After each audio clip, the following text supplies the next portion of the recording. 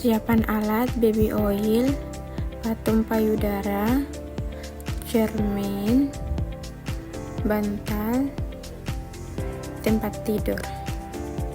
Jangan lupa lakukan kebersihan tangan dengan 6 langkah.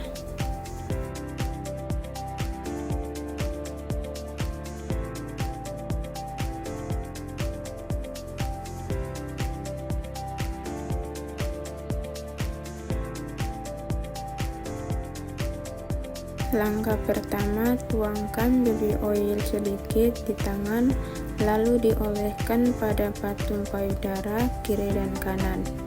Langkah pertama, berdiri tegak menghadap cermin. Perhatikan ukuran bentuk dan warna payudara. Langkah kedua, letakkan kedua tangan ke belakang kepala, dorong siku ke depan dan dorong siku ke belakang. Langkah ketiga, letakkan kedua tangan di pinggang, bungkukkan badan sehingga payudara menggantung. Rasakan bila ada yang menggayung di dalam payudara. Setelah selesai, tarik kembali punggung ke belakang. Keempat, pegang bagian atas punggung dengan tangan kiri. Gunakan ujung jari telunjuk, jari tengah, dan jari manis tangan kanan untuk mencermati area payudara kiri sampai ketiak. Lakukan gerakan memijat mengelilingi payudara dengan membentuk lingkaran kecil. Lalu lakukan gerakan memijat lurus dari arah tepi payudara ke puting dan sebaliknya. Langkah kelima, pegang bagian atas punggung dengan tangan kiri, lalu pencet puting kiri dengan telunjuk dan ibu jari.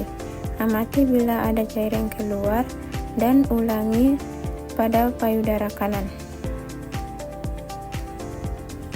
Keenam, berbaringlah dan letakkan bantal di bawah pundak kanan, angkat lengan kanan ke atas, cermati kondisi payudara kanan menggunakan ujung jari telunjuk, jari tengah, dan jari manis tangan kiri. Lakukan gerakan memijat mengelilingi payudara dengan membentuk lingkaran kecil. Lalu lakukan gerakan memijat lurus dari arah tepi payudara ke puting dan sebaliknya. Ulangi langkah ini pada payudara kiri, jangan lupa memindahkan posisi bantal.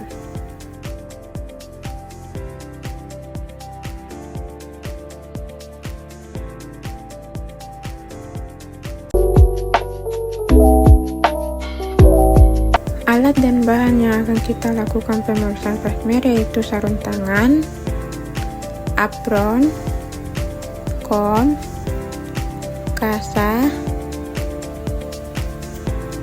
bengkok, pater aire atau sitobras, dan kaca objek. Spekulum atau cocor bebek, duk lubang, dan spatul. Sebelum kita melakukan pemeriksaan plasmir, jangan lupa kita memakai masker terlebih dahulu, selanjutnya memakai apron dan sarung tangan. Langkah pertama, kita melakukan pemeriksaan plasmir di daerah vagina dari dalam,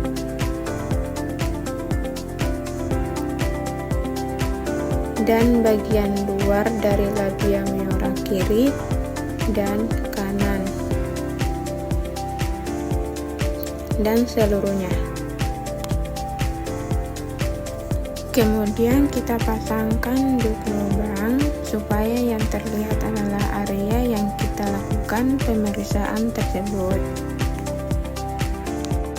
Lalu pasangkan spekulum atau cocor bebek, dimasukkan ke dalam untuk menampilkan area selfie, dan spekulum kita kunci. Selanjutnya kita masukkan spater aire, lalu dimasukkan ke dalam vagina, lalu diputar sampai 90 derajat, lalu dikeluarkan, dan sampelnya dioleskan pada kaca objek dengan satu arah. Lalu masukkan sitobras dan diputar sampai 360 derajat, lalu dikeluarkan sampelnya dan dioles pada kaca objek dengan satu arah. Kalau sudah selesai pemeriksaan plasmer, melepaskan spekulum atau susur bebek, lepaskan dengan pelan-pelan agar pasien tidak merasakan agak terlalu sakit. Setelah itu, kita letakkan di kom. Kita sampaikan ke pasien sudah selesai pemeriksaannya. Jangan lupa kita melepaskan duk lubang. Melepaskan sarung tangan, masker, dan apron.